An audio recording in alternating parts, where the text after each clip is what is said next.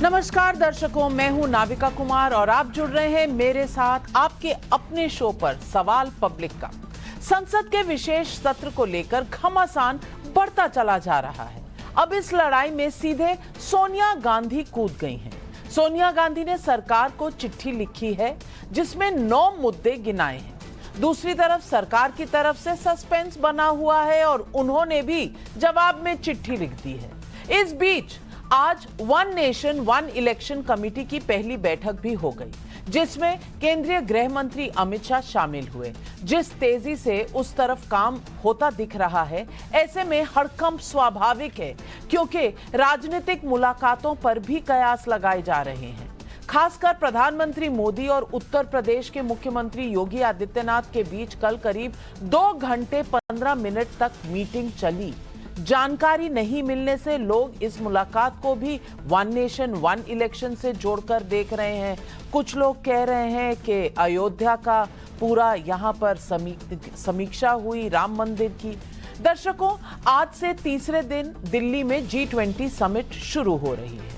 ये समिट जिस भारत मंडपम में हो रही है, वहां नटराज की मूर्ति लगाई गई है।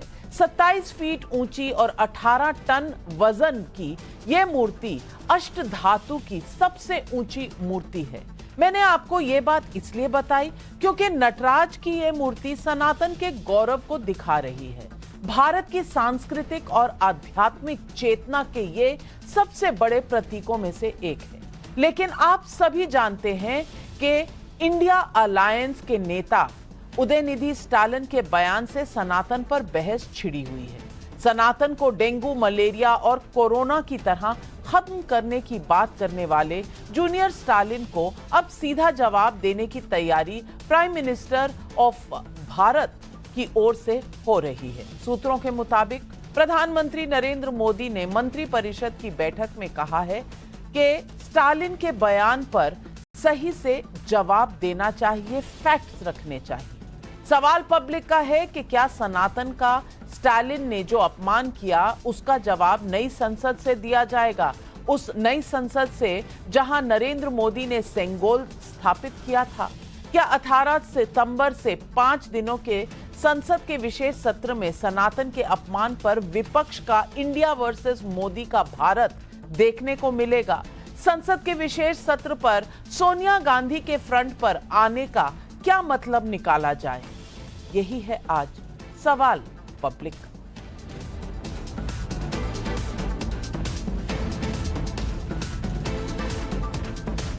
विशेष संसद सत्र का एजेंडा सरकार की तरफ से अभी तक आया नहीं, लेकिन कब, क्या और कहां होगा, यह बात तय हो गई है। संसद का विशेष सत्र 18 सितंबर को संसद की पुरानी इमारत में शुरू होगा।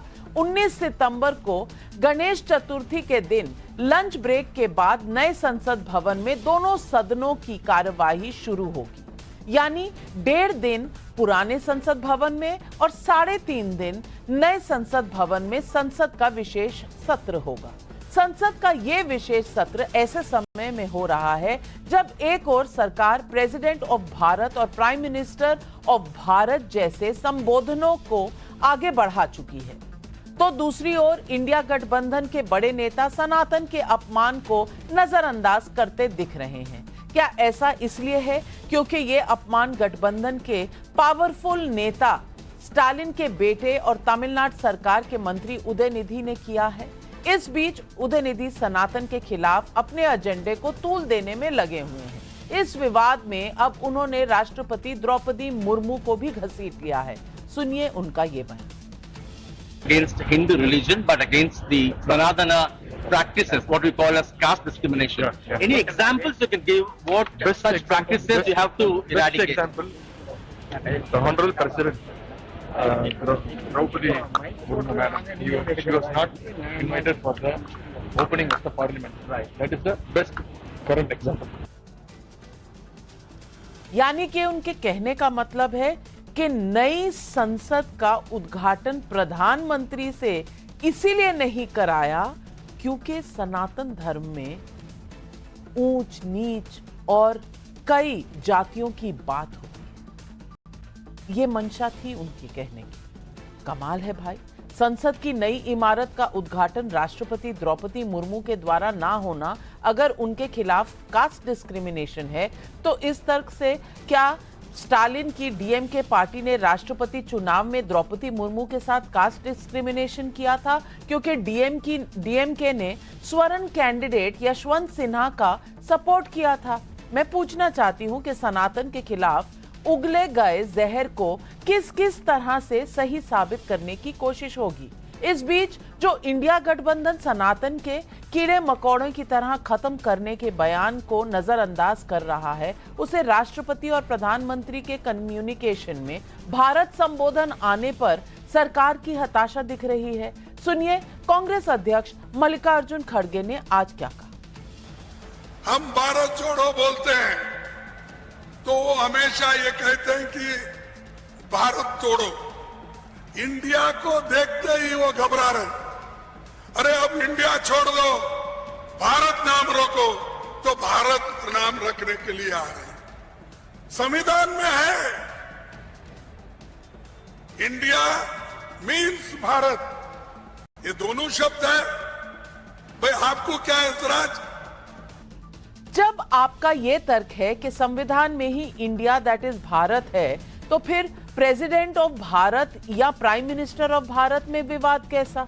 यहां यह सवाल भी उठता है कि क्या इंडिया गठबंधन पर सरकार के हर एक कदम को विवादों में घसीटने के आरोपों में दम है? संसद के विशेष सत्र में हिस्सा लेने को तैयार होने के बावजूद कांग्रेस संसदीय दल की नेता सोनिया गांधी ने आज प्रधानमंत्री को एक पत्र लिखा। इसमें उन्होंने लिखा, स्पेशल सेशन अन्य राजनीतिक दलों के साथ बिना किसी विचार विमर्श के लाया जा रहा है। हम में से किसी को इसका एजेंडा नहीं पता। इसके बाद उन्होंने महंगाई, अडानी, मणिपुर, चीन, जाति जनगणना जैसे 9 मुद्दे गिना दिए जिसे कांग्रेस विशेष सत्र में उठाना चाहती है।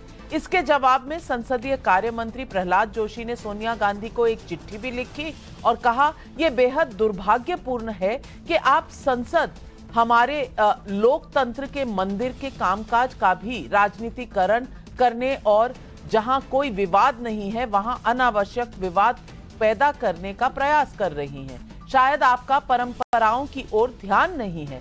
संसद सत्र बुलाने से पहले ना कभी राजनीतिक दलों से चर्चा की जाती है और ना कभी मुद्दों पर चर्चा की जाती है। सत्र शुरू होने के पहले सभी दलों की नेताओं की बैठक होती है जिसमें संसद में उठने वाले मुद्दों और कामकाज पर चर्चा होती है। इस जवाब से यह बात तो तय है कि सरकार भी इंडिया गठबंधन को उनके हर एक नैरेटिव पर काउंटर करने को तैयार है। क्या इस पलटवार में भारत और सनातन के मुद्दे भी आएंगे? सुनिए सनातन को नष्ट करने के बयान पर केंद्रीय मंत्री प्रहलाद जोशी ने आज क्या दगा। क्या भारत का संविधान किसी को नष्ट करने की इजाजत देता है? मैं इस दृष्टिकोण से कहता हूं, वो एक चुने हुए जनप्रतिनिधि हैं, उनके पिता उस प्रदेश के चीफ मिनिस्टर हैं, वो खुद मंत्री हैं। क्या उन्हें संविधान नहीं पढ़ा? और इसलिए मुझे लगता है कि भारत का संविधान किसी को नष्ट करने की अनुमति नहीं देता। माफ कीजिएगा, वो प्रहलाद पटेल जी। सवाल पब्लिक का आज उठ रहा है, क्या संसद के विशेष सत्र में सनातन का अपमान और इंडिया वर्सेस भारत सबसे बड़ा मुद्दा बनेगा? सनातन के खिलाफ एजेंडे में राष्ट्रपति द्रौपदी मुर्मू के नाम का सहारा लेना क्या संवैधानिक पद का अपमान नहीं है? क्या सोनिया गांधी चीन, अडानी जैसे मुद्दों के सहारे विशेष संसद सत्र को मॉनसून सत्र की तरह धोने का प्लान बना रही हैं? यही है आज सवाल पब्लिक का। और इन सवालों के जवाब देने के लिए आज हमारे साथ जुड़ रहे हैं कांग्रेस के नेता विवेक बंसल जी, हमारे साथ अमीक जमाई जी प्रवक्ता हैं समाजवादी पार्टी के, डॉक्टर मानव जायसवाल प्रवक्ता हैं तृणमूल कांग्रेस के, हर्षवर्धन त्रिपाठी वरिष्ठ पत्रकार भी हमारे साथ जुड़ रहे हैं और कुछ ही समय में सुधांशु त्रिवेदी जी बीजेपी के राष्ट्रीय प्रवक्ता और संसद सदस्य हमारे साथ थोड़ी देर में जुड़ेंगे। बंसल जी, मैं आपसे पूछना चाहती हूं, 9 मुद्दे उठाए हैं सोनिया गांधी जी ने अपने पत्र में। अब इन 9 मुद्दों की चर्चा कई बार हुई है, आप दोबारा करना चाहे आपके अधिकार क्षेत्र में है, लेकिन यह कहना कि संसद सत्र बुलाया जा रहा है और इसकी चर्चा नहीं हुई, तो इसमें तो कहीं पर भी ऐसा ये परंपरा नहीं है। आपकी सरकार ने कई संसद सत्र स्पेशल बुलाए गए हैं और उसमें कभी पहले से विपक्ष से कोई चर्चा नहीं हुई। 1947 से ये स्पेशल सत्र बुलाए गए हैं। 1972 में 25th स्वतंत्रता दिवस पर बुलाई गई थी। 9 अगस्त 1992 में 50 साल क्विट इंडिया मूवमेंट पर बुलाई गई थी।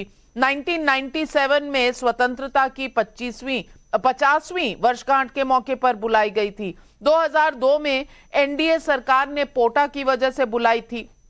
2012 में आपकी सरकार ने लोकसभा की पहली बैठक के 60 साल पूरे होने के मौके पर बुलाई थी और 26 नवंबर 2015 में अंबेडकर को श्रद्धांजलि देने के लिए बुलाई गई थी।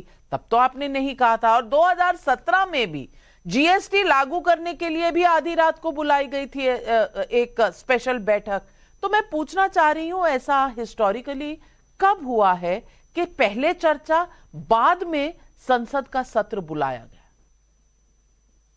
देखिए नाविका जी, एक तो मैं ये बात कह दूं कि जो हमें इस पे कोई आपत्ति नहीं है कि विशेष सत्र आप बुला रहे हैं, पर कहीं ना कहीं देखिए, अगर आप विपक्ष को भी साथ लेके चलेंगे तो उसमें कोई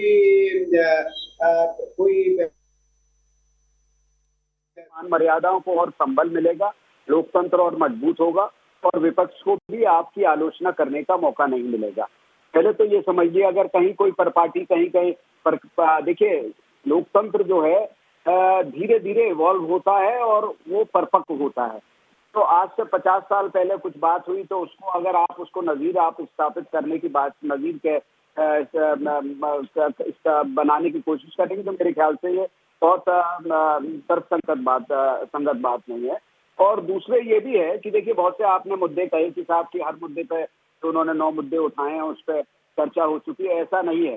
देखिए, बहुत से मुद्दे हैं, चीजें जिनको उठाया गया, जिनको उसमें कोई विमर्श ही नहीं हुआ, आपने उससे संबोधन आपने किया, हम लोगों ने, हमारे नेता ने, आदरणीय राहुल गांधी जी ने किया, क्या उस पर जवाब दिया हमारे आदरणीय प्रधानमंत्री जी ने? अदानी जी को लेके जो सब बातें उठी, समय समय पर उठी और वो बहुत विवाद में आज भी समय समय पर बहुत सुर्खियां बिखेर रहे हैं। लेकिन उसके बावजूद भी सब जो सत्तारूढ़ दल है वो बिल्कुल उस पर चुप्पी साधे हुए है। आप लोग पारदर्शिता की बात करते थे। आप लोग, मुझे याद है कि जब 2014 का चुनाव होना था तो बड़ी नैतिक सिद्धांतों की हमारे जो चूंकि प्रमुख प्रचारक थे हमारे जो वर्तमान प्रधानमंत्री, वो बोलते थे कि नैतिक सिद्धांतों का least government and maximum governance, उसके सब कुछ विपरीत हो रहा है। जिस तरीके से सरकारों को तोड़ा जा रहा है, जिस तरीके से सरकारों को गिराया जा रहा है, क्या वो नैतिकता का नहीं? तो आपका मुद्दा नैतिकता है, आपका मुद्दा प्रॉब्लम विद सनातन है, आपका मुद्दा भारत वर्सेस इंडिया है, आपका मुद्दा है क्या? देखिए, हमारा मुद्दा, हर मुद्दा हमारा ये है, जो भी हमने जो मुद्दा कहीं ना कहीं जनता को कचोटता है, उस मुद्दे को हम उस पर विमर्श करना चाहते हैं, उस पर हम जवाब चाहते हैं। चलिए, उस पर हम सरकार, तो चलिए सुधांशु त्रिवेदी जी 9 बिंदु कहे हैं सोनिया गांधी जी ने कि इन पर चर्चा होनी चाहिए और उनको हर चीज से दिक्कत है। उनको भारत अगर आप बुला लें, राष्ट्रपति और भारत, तो दिक्कत है। आपको यूसीसी से दिक्कत है, आपको सीएए से दिक्कत है, आपको किसी भी चीज से दिक्कत हो रही है इस वक्त। लेकिन उनके जो 9 मुद्दे हैं उन पर क्या सरकार तैयार है और क्यों विचार विमर्श पहले नहीं हुआ, सत्र पहले बुला लिया गया? ये तमाम सवाल कांग्रेस पार्टी ने उठाए हैं। आपका जवाब? इसका भी जवाब देता हूं, पर एक लाइन ऐड कर देता हूं। सब चीजों से दिक्कत है, पर इरेडिकेशन ऑफ सनातन धर्म, यानी सनातन धर्म का समूल नाश, इससे कोई दिक्कत नहीं है। ये केसी वेणुगोपाल कहते हैं कि अभिव्यक्ति की स्वतंत्रता है, और आज ही इनके कर्नाटक के गृह मंत्री कह चुके हैं हिंदू धर्म का तो मूल ही नहीं पता। उससे कोई दिक्कत नहीं। अब मैं बाकी जिससे दिक्कत है उसका मैं संवैधानिकता और नैतिकता दोनों का जवाब देता हूं। देखिए, संवैधानिक दृष्टि से यदि बात करें तो संसद के अंदर कोई विषय आना है, यह बिजनेस एडवाइजरी कमेटी में तय होता है, जिसमें सभी दलों के लोग होते हैं, केवल मुख्य विपक्षी दल के नहीं होते हैं, इनके नेता प्रतिपक्ष भी रहते हैं। और वो संसद सत्र से 2 दिन पहले ही बैठती है, 20 दिन पहले नहीं बैठती है। और मैं विनम्रता से कहूं कि सोनिया गांधी जी न नेता प्रतिपक्ष लोकसभा है, न नेता प्रतिपक्ष राज्यसभा है। वो कांग्रेस की संसदीय दल की नेता हैं, जो कांग्रेस ने अपनी एक इंटरनल व्यवस्था बनाई हुई है। और इंटरनल व्यवस्था में ये लोग अपना जो भी माहौल बनाते हो, जैसे इनके लिए इंटरनल व्यवस्था में प्रधानमंत्री से ऊपर नेशनल एडवाइजरी कमेटी की चेयरपर्सन थी, मगर भारत के संविधान में तो वही थी। अगर सोनिया जी को लगता था ये मुद्दे, तो उनको अपने दोनों नेता प्रतिपक्षों से कहना चाहिए था कि बिजनेस एडवाइजरी कमेटी में ये वाले विषय आने चाहिए।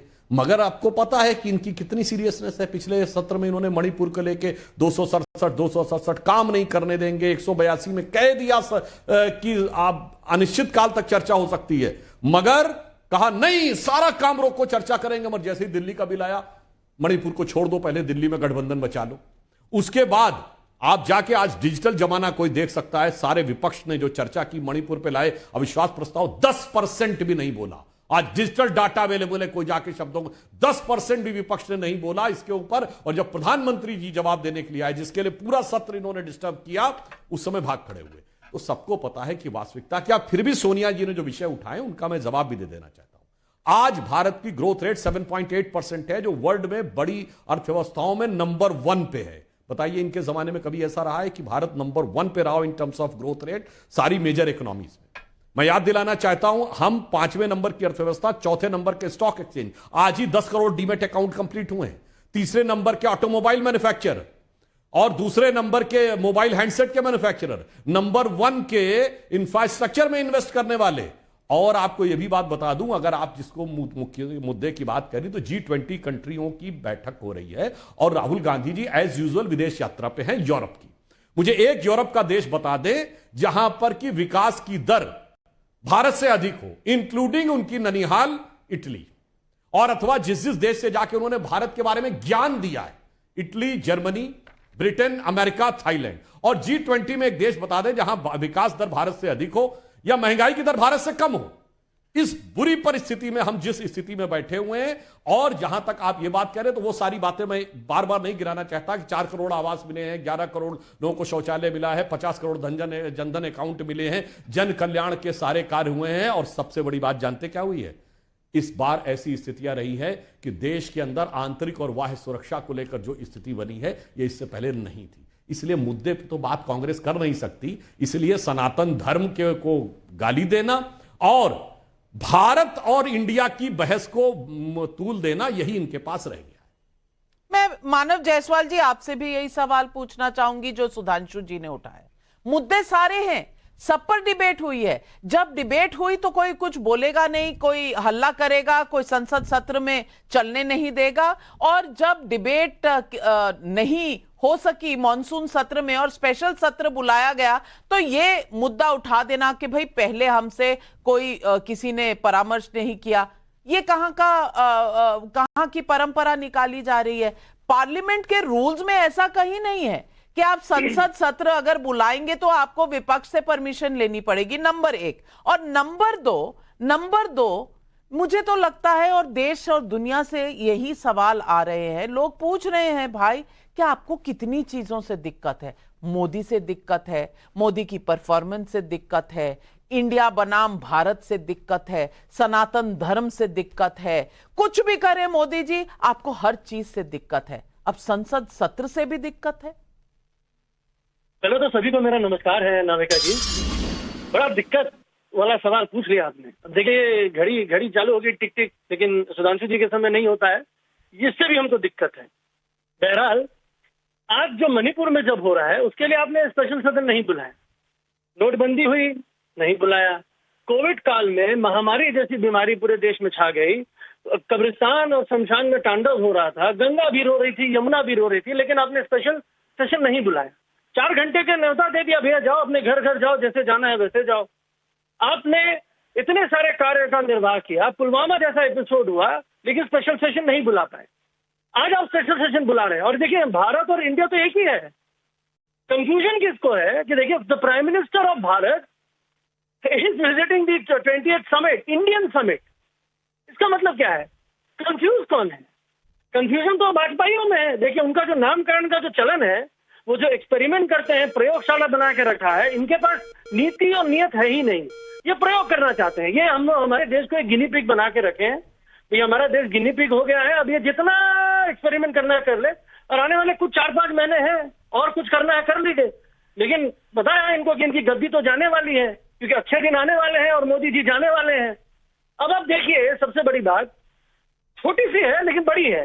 बड़ी बात यह है कि भाई हम मणिपुर के ऊपर चर्चा चाहते थे, मोदी जी आए, अपना 1 घंटा 1.5 घंटा तो बखान करने लगे कि मैंने ये किया, मैंने वो किया। अरे भाई, आपने बीजेपी के अपने एमएलए से नहीं मिले मणिपुर के, आपके दरवाजे तक, आपके चौखट तक लोग आ गए, आप अमेरिका भाग गए। अब सुधांशु जी बोलते हैं भगोड़े, तो भगोड़ा कौन है? भगोड़ा वही है ना जो चला गया अमेरिका, भाग गया। कौन है भगोड़ा? जो अफ्रीका भाग गया। यहाँ पे लोग जल रहे थे, मर रहे थे, कट रहे थे, लेकिन आप भाग रहे थे।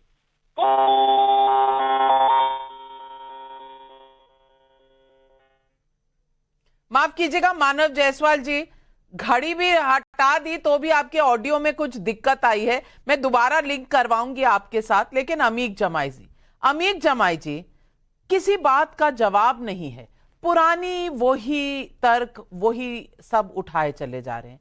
आज सुधांशु त्रिवेदी जी ने आपको चैलेंज किया है कि 10% भी नहीं चर्चा हुई मणिपुर की, जिसके इशू के ऊपर आपने पिछला पूरा संसद सत्र धोने की कोशिश की थी। बस जब दिल्ली का बिल आया तो सब बोलने के लिए उठे, नो कॉन्फिडेंस मोशन लाए तब बोलने के लिए उठे, लेकिन 10% से ज्यादा आपने मणिपुर की बात नहीं की। तो इसका मतलब तो तय है, मणिपुर आपको इसीलिए दिखता है क्योंकि बीजेपी की सरकार है, राजस्थान आपको दिखता नहीं। आपको क्यों पूरा देश नहीं दिखता और आपको हर बात से दिक्कत क्यों है? सनातन धर्म को अगर इंडिया अलायंस अपना हक समझती है इस तरह से तिरस्कार करना, तो कोई क्यों नहीं कहता कि भाई ये भी हेट स्पीच है? क्योंकि धर्म संसदों पर तो आपके बहुत बयान आते हैं। जवाब तो इन चीजों के भी देने चाहिए अमीक जमाई जी। नाविका जी, प्राइम मिनिस्टर साहब ने जब आए थे 14 में प्राइम मिनिस्टर बने थे, सीढ़ियों को चूमते हुए कहा था कि ये जो पक्ष विपक्ष है वो टीम इंडिया बन के काम करेगा। भले ही आप जीत नहीं पाए, लेकिन हम सब लोग भारत के लिए इकट्ठा होकर काम करेंगे, एक साथ काम करेंगे। टीम इंडिया का नाम दिया था प्राइम मिनिस्टर साहब ने। तो देश ये पूछना चाहता है कि ये टीम इंडिया गई कहां? सारे मुद्दे आपने पिछले, जब भी हमने आपको अडानी के मामले में, हमारे सैकड़ों मेंबर ऑफ पार्लियामेंट काले कपड़े पहन के मार्च करते रहे, सदन के अंदर बैठे रहे कि देश की दौलत लूट के बाहर जा रही है, प्राइम मिनिस्टर साहब के पास टाइम नहीं है। मणिपुर मैं जानता हूं, मैंने आपके चैनल पे पहले दिन बोला था, आप नाराज हुई थी। मैंने कहा था कि सीरिया बना दिया है मणिपुर को, लेकिन देश को लगता है कि मणिपुर भारत का हिस्सा ही नहीं है। अगर आपको लगता है, सुधांशु भाई को लगता है कि मणिपुर का भारत हिस्सा नहीं है, तो यह माननीय अखिलेश यादव जी को नहीं लगता है कि वो भारत का हिस्सा नहीं है। और प्राइम मिनिस्टर नहीं बोले, और जब प्राइम मिनिस्टर आए इतने अहंकार में बोले, इतने अहंकार में बोले कि जैसे कोई शहंशाह बात कर रहा हो। वो पूरे देश पे हंस रहे थे कि रेप पे चर्चा करना चाहते हो, गैंग रेप पे करना चाहते हो, ये कोई मुद्दा है? ये कुछ हुआ है मणिपुर में? मणिपुर जैसे भारत का हिस्सा ही नहीं है। तो हम ये कहना चाहते हैं कि अगर आप विशेष सत्र बुला रहे हो, अगर देश के लिए कुछ बड़ा आप करना चाहते हो, तो क्या विपक्ष भारत का हिस्सा है? अगर हिस्सा था तो प्राइम मिनिस्टर साहब कहते कि देखिए मुझसे भूल हुई, 2 करोड़ नौकरी नहीं दे पाया, एक अलग सेशन बुला रहा हूं, देश के नौजवानों को 2 करोड़ नौकरियों का ऐलान भारत की संसद से करूंगा। अखिलेश यादव जी को बड़ी खुशी होती। प्राइम मिनिस्टर साहब कहते कि मैं चीन के आक्रमण पे कुछ नहीं कर पाया, ब्रिक्स में मेरा मुंह सिला हुआ था, चलो मैं संसद बुला रहा हूं, भारत के लोगों मेरे साथ खड़े हो। अखिलेश जी कहते हम आपके साथ खड़े हैं। लेकिन प्राइम मिनिस्टर उस पर भी चर्चा नहीं करना चाहते, अदानी पे चर्चा नहीं करना चाहते, मणिपुर भारत का हिस्सा नहीं है। तो सवाल यह है कि आप इस अहंकार में क्या करना चाहते हो? सुधांशु त्रिवेदी जी, सुधांशु त्रिवेदी जी, अमीक जमाई जी का जवाब दीजिएगा और नोट कीजिएगा कि बार बार अपने नेता का नाम लिया है, अखिलेश यादव जी, नाम नहीं लिया इंडिया गठबंधन का। लेकिन सुधांशु जी जवाब दीजिएगा। वैसे मैं सिर्फ मैं पिछले वक्तव्य में बोल चुका हूं, एक लाइन में रिपीट करके फिर आगे दोबारा जवाब देता हूं। मणिपुर के ऊपर 267 की बात करते करते जैसे ही दिल्ली विधेयक आया तो गठबंधन सामने आया तो मणिपुर किनारे हो गया, मणिपुर का दर्द भूल गए। उसके बाद जब अविश्वास प्रस्ताव के ऊपर प्रधानमंत्री जी बोलने आए तो मणिपुर पे सुनने को तैयार नहीं थे, जबकि गौरव गोगोई जी ने यह विषय रखा था, संसद में यह व्यवस्था है कि प्रधानमंत्री अथवा संबंधित मंत्री के उत्तर के बाद जो भी व्यक्ति वो विषय रखता है उसे कुछ क्लैरिफिकेशन पूछने का अधिकार है, वो भी प्रयोग नहीं किया। और मुझे आश्चर्य है इस बात का कि इनके मन में अगर आज भी इतनी पीड़ा है तो मणिपुर सरकार के विरुद्ध मणिपुर में क्यों नहीं अविश्वास प्रस्ताव ला रहे हैं, ये मेरी समझ से बाहर है। अगर केंद्र सरकार के खिलाफ अविश्वास प्रस्ताव की बात कर रहे हैं तो विपक्ष मणिपुर सरकार के खिलाफ अविश्वास प्रस्ताव क्यों नहीं ला रहा है? यह होती है शुद्ध राजनीति। और अमीक जमाई जी कह रहे हैं अखिलेश यादव जी के मन में इतना, भाई आप बोल रहे थे मैंने मदद कर रही है ना, अमीक जी ढंग से डिबेट खोलिए, अभी हम आपको बताएंगे। अमीक जमाई जी ये सही कह रहे हैं कि जब आप बोल रहे थे उन्होंने आपको इंटरप्ट नहीं किया था, आप सुन ले फिर काउंटर दीजिए। प्रधानमंत्री इंडोनेशिया के लिए निकल रहे हैं, ईस्ट एशिया समिट के लिए। प्रधानमंत्री का 24 घंटे का दौरा है और प्रधानमंत्री की तस्वीरें इस वक्त आ रही हैं, लेकिन सुधांशु त्रिवेदी जी अपनी बात समाप्त। बताइए अखिलेश यादव जी आज तक कितनी बार मणिपुर गए? इसलिए आप ईमानदारी से बात करिए, शांति से विषय को रखने दीजिए। इंडिया डेलीगेशन में जवाब देना चाहता हूं। समाजवादी पार्टी के जावेद अली खान राज्यसभा के नेता गए, आप गए मैं तो आपसे कहना चाह रहा हूं, आप इतना अविश्वास प्रस्ताव की बात करें तो मैंने बोल दिया 10%। अच्छा सपा ने कितना बोला मणिपुर के ऊपर? क्यों नहीं निकालिए पार्लियामेंट की डिबेट में, बताइए सपा को जितना मौका मिला था अविश्वास प्रस्ताव में उसमें क्या बोला मणिपुर के ऊपर? बोलिए। बेकार की बात करने लगे। ईसाइयों के चर्च जलाए, शर्म नहीं आती? क्योंकि वो ईसाई है, उनकी कोई आवाज नहीं है, उनके लिए कोई बोलने वाला नहीं है। 200 से ज्यादा चर्च जलाए। अगर ईसाई इस देश में मेजॉरिटी में होते तो अब भैया चिल्ला लियो तो बोल लें। 200 से ज्यादा चर्च आपकी सरकार ने जब सनातन धर्म वाले मेजॉरिटी में है तो आपने उसकी कौन सी कोई तहजीब दिखा दी। लेकिन अमीक जमाई में आपका फेडर डाउन, सुधांशु जी जवाब दे रहे हैं, काउंटर उसके बाद होगा। सुधांशु जी बीच में बोला, अब मैं अनुरोध करूंगा कि मैं तब बोलूंगा जब इनका फीडर डाउन करिए। मैंने इनको अपने बीच में बोलने का मौका दिया, अब ये बार बार डिस्टर्बेंस नहीं चलेगा। जवाब दीजिए सुधांशु। आपने मेरे बीच में बोल लिया, अब मैं आशा करता हूं कि नहीं बोलेंगे, अन्यथा मैं कहता हूं जब दूसरे लोग बोले मेरा फीडर ऑफ करिए, मुझे कोई आपत्ति नहीं। अब मैं बोल रहा हूं, हां आपको बड़ा ईसाइयों से हमदर्दी है तो केरल के फादर टी.जे. जोसेफ, जिसका कि इस्लामी कट्टरपंथियों ने हाथ काट दिया था कि उनको आपत्ति नहीं लगी तो चू बोले थे उनके लिए। अब यह बताइए जो लव जिहाद का मामला है जिसमें कि केरल विधानसभा में केरल के मुख्यमंत्री वीएस अच्युतानंदन कम्युनिस्ट पार्टी के और कांग्रेस के ओमन चांडी ने कहा कि हिंदू और ईसाई लड़कियों के साथ जबरदस्ती करके उनके साथ बलात्कार करके उनको जिहादी बनाया जा रहा, चू बोले थे।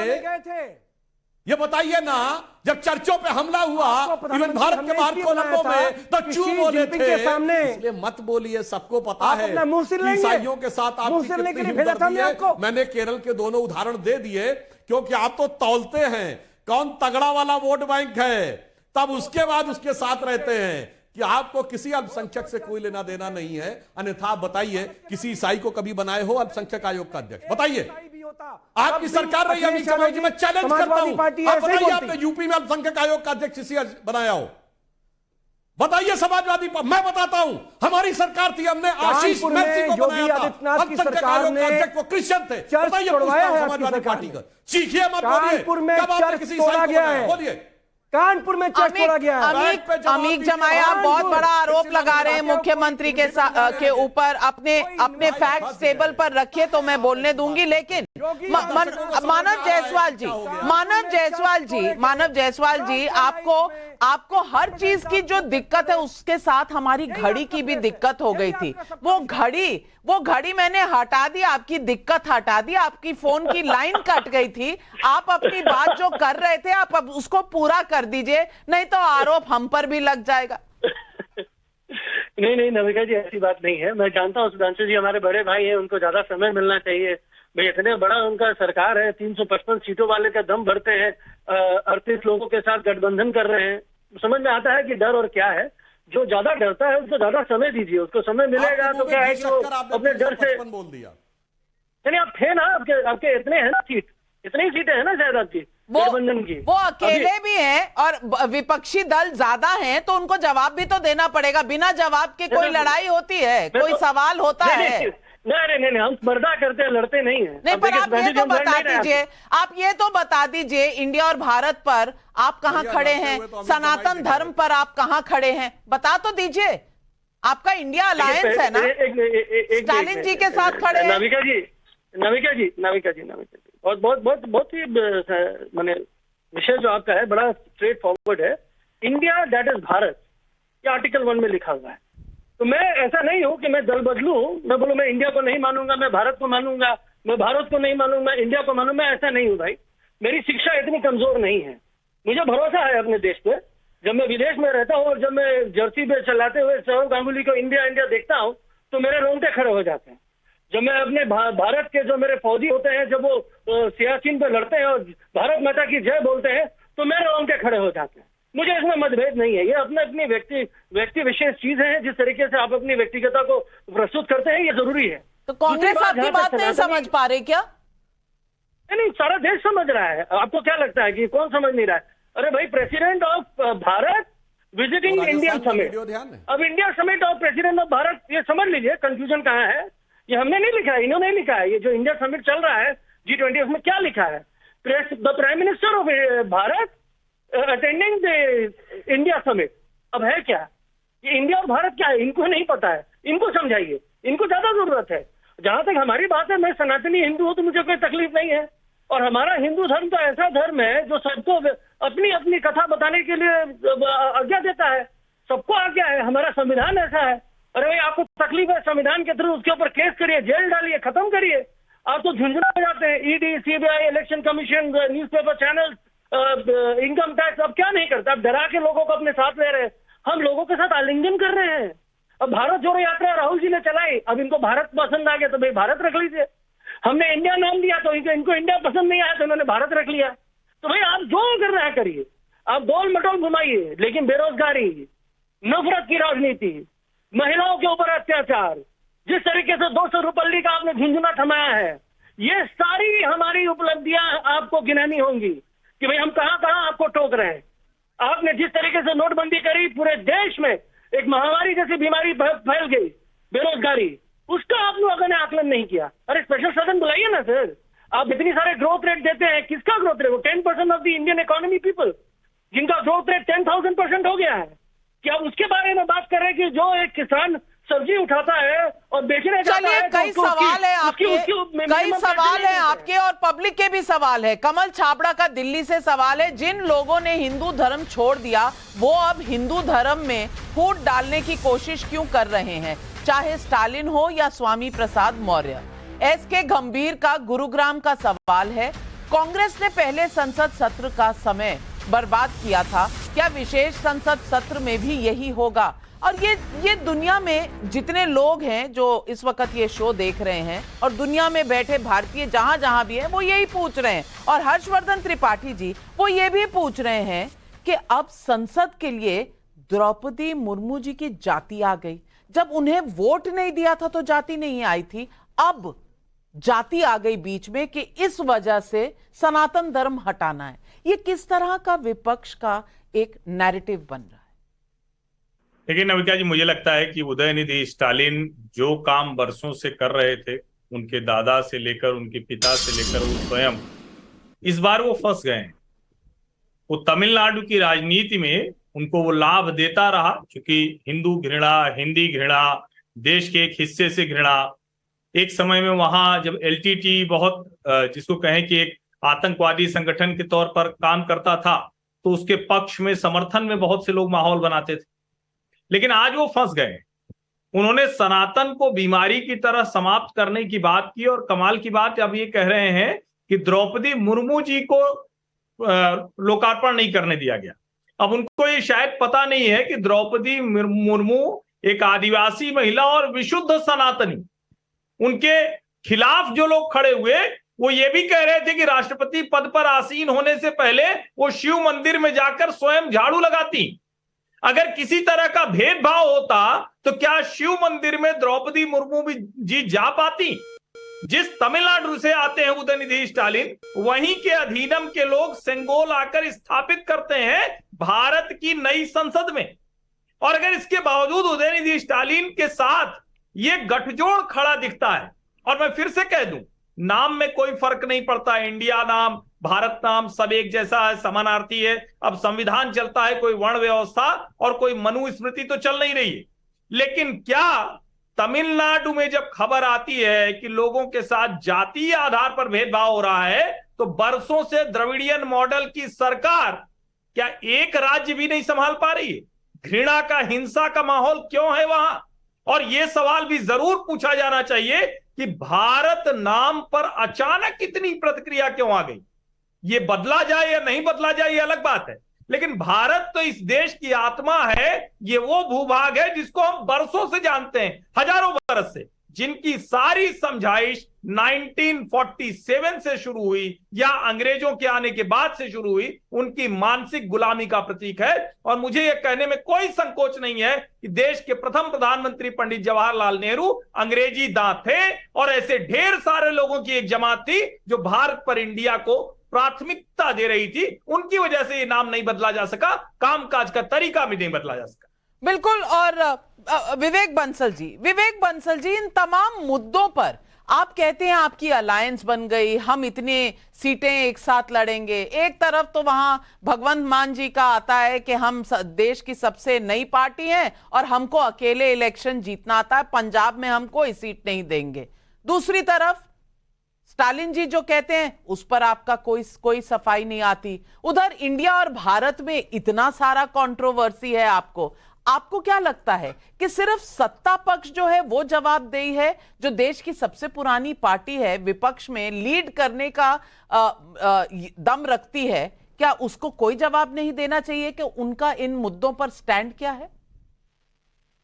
देखिए, बिल्कुल जवाब देना चाहिए और हम जवाब देते आ रहे हैं, और हमने जवाब दिया है अपने वचनों से और अपने कर्मों से। और जहां तक आप ये कह रहे हैं कि हमने कोई विवाद, इसमें कुछ नहीं है। जो भारत और इंडिया की बात है, सिर्फ बात ये है, कहीं ना कहीं ये महसूस हुआ कि तो ये प्रियंक खड़गे जी वो परमेश्वरा जी, ये कांग्रेस के लीडर नहीं है जिन्हें पता ही नहीं कि हिंदू धर्म कहां से जन्मा था? ये किस पार्टी के लोग हैं? ये किस पार्टी के लोग हैं? प्रियंक खड़गे जी परमेश्वरा जी, ये किस पार्टी के लोग हैं? नहीं, पर उसके बाद वेणुगोपाल जी और खड़गे जी ने भी अपना मत प्रस्तुत किया है, तो वो बड़े शीर्ष नेता हैं, उनका मत, जो उन्होंने जो अपने विचार रखे हैं, उनको प्राथमिकता दी जाएगी। उनको, वो पार्टी की नीति है। तो पार्टी ने, उन्होंने ये कहा है कि हम सब धर्मों का सम्मान करते हैं, और कुरीतियों को उनके हमेशा, जिन्होंने ये अपशब्द बोले हैं उन पर कार्रवाई होगी या नहीं होगी, हाँ या ना?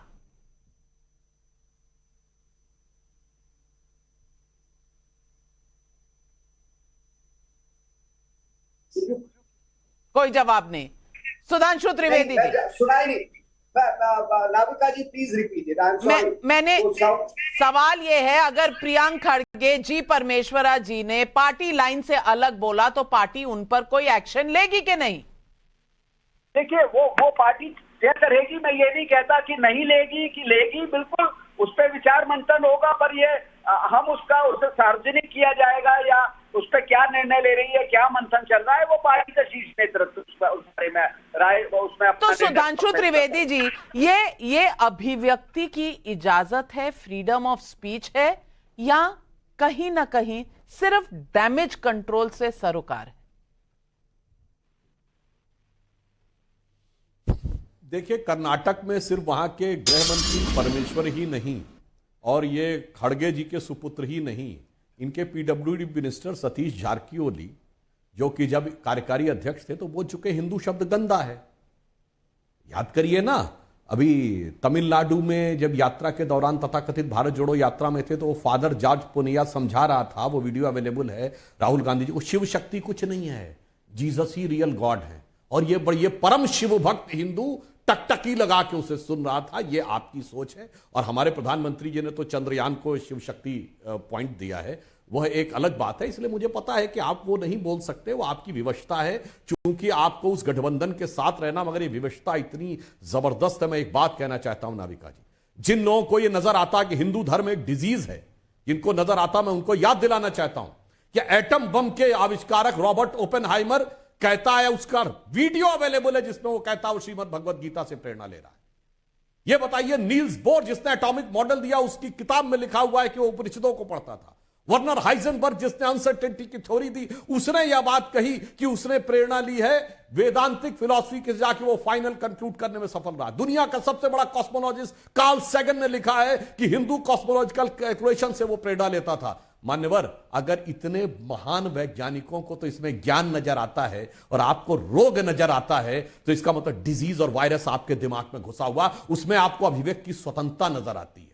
मुझे लगता है बहुत दुख की बात है और अफसोस की बात मैं कहना चाहता हूं। विवेक जी ध्यान करिएगा, आप तो उस डीएमके के साथ खड़े हैं। हम लोगों को याद है अपनी युवावस्था के दिनों की बात। आपने तो इस बात पे सरकार गिराई थी गुजराल की, क्योंकि जैन कमीशन की रिपोर्ट आई थी कि आपने कहा था राजीव गांधी जी की हत्या में जो लोग शामिल हैं डीएमके नेताओं के साथ उनका संबंध है, इसलिए डीएमके को यूनाइटेड फ्रंट से हटाइए, नहीं तो हम समर्थन वापस लेंगे। आपने सरकार गिरा दी थी। आज राजीव गांधी जी की भी हत्या भूल गए, वो कमीशन की रिपोर्ट भी भूल गए। अरे भारत को तो भूल गए, हिंदू धर्म को भूल गए, अपने नेता को भी भूल गए। क्योंकि क्या करें, सत्ता के लिए कुछ भी तोड़ना पड़े, फोड़ना पड़े, भूलना पड़े, सब कुछ करने को तैयार हैं। मगर जब मोदी जी के विरोध की आंखों के ऊपर ऐसा चश्मा चढ़ाओ, काला चश्मा, तो कुछ भी सफेद नजर नहीं आता। यह आपकी समस्या है। और अफसोस की बात यह है कि दुख और पीड़ा की बात यह है कि भारत में कभी अगर आपने कहा है, अच्छा अगर सनातन धर्म इतना खराब है तो लोकमान्य तिलक जिन्होंने गीता रहस्य लिखा था वो क्या है? महात्मा गांधी जिन्होंने अनासक्ति योग लिखा था वो क्या है? गोपाल कृष्ण गोखले क्या है? सर्वपल्ली राधाकृष्णन ने an idealist way of life, an Hindu way of life लिखी। आपके नेताओं के नाम बता रहा हूं। तो मुझे लगता है जवाब दीजिए विवेक बंसल जी, बेइज्जती सह के जिसे जवाब दीजिए विवेक बंसल जी। 30 सेकंड का समय, मानव जायसवाल जी आ रही हूं। विवेक बंसल जी, जिस राष्ट्रपिता महात्मा गांधी की बात कर रहे हैं कि उन्होंने जो सनातन धर्म के अनुयायी थे, और भारत का अधिकांश जो वर्ग है वो सनातन धर्म का में आस्था रखता है, पर लेकिन अगर किसी कुरीति को लेकर बात उठाई जाती है तो उसमें कोई मेरे ख्याल से धर्म में आप इतिहास उठा के देखिए, बातें उठी हैं, चाहे वो विधवा विडो मैरिज, विद्यासागर, राममोहन राय और तमाम, और जिन राष्ट्रपिता महात्मा गांधी की सनातन होने की बात कर रहे हैं, उन्हीं राष्ट्रपिता महात्मा गांधी की हत्या किन्होंने कराई थी, ये भी किसी से नहीं छुपा है। जब आपका राजनीतिक लाभ का मामला होता है तो राष्ट्रपिता महात्मा गांधी की दुहाई देते हैं, और उन्होंने जो धर्म संभाव और सब वसुंधरा कुटुंब की बात की थी, सब धर्मों में जो सम्मान की बात की थी, आपने उनके जीते जी उनके सामने जो क्या नरसंहार किया था वो किसी से नहीं छुपा है। इस तरीके की बातें शोभा नहीं देती कि आपकी दोहरी नीति, जहां आप हर्षवर्धन त्रिपाठी जी, ये महात्मा गांधी जी ने सनातन धर्म के ऊपर कहा था या किसी कुरीति के ऊपर कहा था? विवेक बंसल जी को बता दीजिए। ये महात्मा नहीं नविका जी, मैं एक सवाल करता हूं, विवेक जी थोड़ा शांत हो जाए तो। विवेक जी एक थोड़ा शांत हो जाए तो जी। विवेक जी, मैं कहता हूं कि आप पूरे महात्मा गांधी के जो राम धुन के साथ वो प्रतिदिन शाम को लोगों के साथ बात करते थे, उसमें आप मुझे कहीं इंडिया के लिए कुछ एक बात बता दीजिए, सनातन धर्म के अलावा कुछ बता दीजिए। वो अपने आप को सनातनी हिंदू कहने के अलावा कुछ कहते थे, ये बता दीजिए। उनकी सारी बातचीत गांव और गौ माता, इसके अलावा कुछ हो तो वो बता दीजिए। और इस पर कांग्रेस की सरकारें रहते हुए जवाहरलाल नेहरू से लेकर और श्रीमती सोनिया गांधी तक, अब आप कहेंगे सोनिया जी प्रधानमंत्री नहीं, वो तो सुपर पीएम थी, तब तक क्या क्या किया कि जरा उसका एक दो बातें बता दे तो देश को बड़ा अच्छा लगे। देखिए ऐसा है, मैं आपको जहां तक कि देश है और राष्ट्रपिता महात्मा गांधी की आपने रामधुन की बात की, बिल्कुल रामधुन की बात करते थे, पर लेकिन देख उनके जीते जी उन्हें कितना कष्ट हुआ है, किस कारणों से हुआ है। और विवेक जी फिर आप दूसरी दिशा में चले गए। सवाल का जवाब सवालों का जवाब विवेक बंसल जी के पास है नहीं तो देंगे क्या? लेकिन पब्लिक के सवाल है। सतीश चांडक का मुंबई से सवाल, क्या ये उचित नहीं होता कि अगर मल्लिकार्जुन खड़गे या अधीर रंजन चौधरी पीएम को चिट्ठी लिखते, क्योंकि सोनिया की जगह दोनों संसद के सदनों में नेता प्रतिपक्ष हैं? इस सवाल का जवाब दिया था। हर्षित मिश्रा का रायगढ़ छत्तीसगढ़ से सवाल है। विवेक बंसल जी, अमीक जमाई जी और मानव जायसवाल जी, मैं तीनों से कह रहा हूं, बताइए कि उदयनिधि स्टालिन का बयान बेहद निंदनीय है और गलत है या नहीं? हाँ या ना, केवल हाँ या ना में जवाब दीजिए। क्या जवाब है आपका मानव जायसवाल जी, हाँ या ना? पहले तो मैं सुधांशु जी की कुछ बातों से बड़ा हंसी आती है, मुझे हास्यास्पद रहता है। ये बोलता है कि भाई किसी तरीके से ये विपक्ष चाहती है कि सरकार काबिज करे। अरे भाई, जिसको आपने चक्की पीसिंग बोला था, उसको आपने डिप्टी मुख्यमंत्री बना दिया। आपने ईडी सीबीआई के तरफ से लेके कश्मीर से लेके कन्याकुमारी तक कौन सा जगह छोड़ा है? गुजरात से लेके कटक तक कौन सा जगह छोड़ा है काबिज करने के लिए? ये आप सोचिए सर, इसके लिए आपको चिंतन करना होगा, आत्मचिंतन करना होगा। ये नहीं कर पाएंगे आप। और जहां तक बात है निधि साहब की, देखिए जो भी उन्होंने बोला है मैं उससे वाकिफ नहीं रखता हूँ। हमारी नेत्री ने भी बोला कि किसी को भी कुछ टिप्पणी देने के पहले हमारे पूरे देश के परिप्रेक्ष्य में उसको सोचना चाहिए, उसके बाद उनको अपनी बातें करनी चाहिए। लेकिन हाँ, हमारा देश एक संविधान से चलता है और संविधान के प्रति अगर कुछ गलत है तो उनके ऊपर कार्रवाई होनी चाहिए। सीधी सीधी बात है, उनकी क्या व्यक्तिगत मर्यादा है, किस तरीके से उन्होंने बोला है, किस संदर्भ में उन्होंने बोला है, वो भली संदर्भ आपको पता नहीं, कितने मासूम हैं, आपको संदर्भ भी नहीं पता। लेकिन संजय मिश्रा का भदोही उत्तर प्रदेश से सवाल है, भारत को विवादित मुद्दा बनाकर क्या विपक्ष उन शहीदों का अपमान नहीं कर रहा जिन्होंने भारत माता की जय बोलकर अपने को देश पर कुर्बान कर दिया था? इसका जवाब दीजिए अमीक जमाई जी। नाविका मैम, ये जो बाइनरी हमारे देश में बीजेपी खड़ा करती है इश्यूज को डाइवर्ट करने के लिए, अब आप सोचिए कि इनके एक वजीर ने कहा ये बड़ा पुराना नाम है, ये तो हट ही जाना चाहिए, ये तो ख़त्म ही हो जाना चाहिए। जब सरकार इस तरह की भाषा प्रयोग करती है कि जो इंडिया नाम है ये तो औपनिवेशिक है, अंग्रेज़ों का है, तो मुझे ये डर लगता है कि कहीं ऐसा ना हो कि इंडिया जहाँ जहाँ लगा हुआ है, ये सारी आरएसएस बीजेपी की एंड मंडली जितनी इनकी है, कहीं ये ईटा पत्थर ले आकर उसको तोड़ने ना लगे। क्योंकि हम जानते हैं कि हम उसको कहते हैं कि इंडिया दैट इज भारत, लेकिन जिस तरह की नफरत, अरे हिंदू मुसलमान में बांटो, भारत पाकिस्तान में बांटो, तो तुम्हारा तो काम ही यही है। लेकिन इंडिया भारत में इतनी नफरत क्रिएट करना, क्यों क्रिएट करना? हम तो पहले से भारत मानते हैं, जुड़ेगा भारत हमने नाम रखा है, भारत, राहुल जी ने भारत जोड़ो यात्रा निकाले। तो अगर आपको नफरत है कि आप कुछ नहीं कर पा रहे हो, सुधांशु त्रिवेदी, जनता को विश्वास में नहीं ले पा रहे हो, सुधांशु त्रिवेदी जी जवाब दीजिए। ये बहुत अफसोस की बात है। देखिए, हमने कब कहा हमें इंडिया से नफरत है? भारत से नफरत आपकी उभर रही है। मैं विनम्रता से सारे दर्शकों के संज्ञान में एक बात कहना चाहता हूं, देश में विधायक, सांसद और मंत्री जब शपथ लेते हैं तो वो किसी भी भाषा में शपथ लें, इसके लिए वो स्वतंत्र होते हैं। परंतु भारत, हिंदी समेत जितनी भी भारतीय भाषाएं हैं, उन सब में शपथ लेने में भारत शब्द प्रयोग होता है। चाहे गुजराती हो, मराठी हो, बंगला हो, तमिल हो, तेलुगु हो, कन्नड़ हो, मलयालम हो, उड़िया हो, असमिया हो, बताइए किसी में इंडिया शब्द प्रयोग होता है? सिर्फ अंग्रेजी में प्रयोग होता है। क्यों नफरत है भाई समस्त भारतीय भाषाओं में प्रयोग होने वाले उस शब्द के लिए? मुझे समझ में नहीं आता। आपके पेट में क्यों दर्द होने लगा? अन्यथा मेरा कोई ज्ञानवर्धन कर दे कि अमुक भारतीय भाषा में, other than India, other than अंग्रेजी, कहीं पर भारत शब्द और दूसरा ये संसद सत्र पर आपत्ति है, ये भारत पर आपत्ति है, ये सनातन धर्म पर आपत्ति है। इसके जवाब आपको मिले दर्शकों या नहीं? यह सवाल अभी जारी है। शिशिर बालचंद्र घाटपांडे भोपाल से कह रहे, देश में स्टालिन जैसे नेता सनातन धर्म पर विवादित बयान देते हैं, इस पर इंडिया की बोलती क्यों बंद होती है? स्वामी ध्यान आनंद भारती का पुणे से सवाल है, सनातन धर्म को खत्म करने के बयान से क्या 140 करोड़ लोगों में 100 करोड़ नागरिकों की भावनाओं को आहत नहीं किया? और अंजनी कुमार का व्हाट्सएप पर सवाल है, मॉनसून सत्र में सोनिया गांधी जी पूरे समय संसद में थी पर कुछ नहीं बोली, अब 9 मुद्दों पर चर्चा करवाना चाहती हैं, क्या करेंगी? यही है आज सवाल पब्लिक का। बस आप सब मेहमानों का मैं तहे दिल से शुक्रिया करती हूं, धन्यवाद करती हूं, और तमाम दर्शकों का जो हमारे साथ जुड़े, नमस्कार, थैंक यू। पर जाइएगा मत, क्योंकि न्यूज़ की पाठशाला आ रही है छोटे से।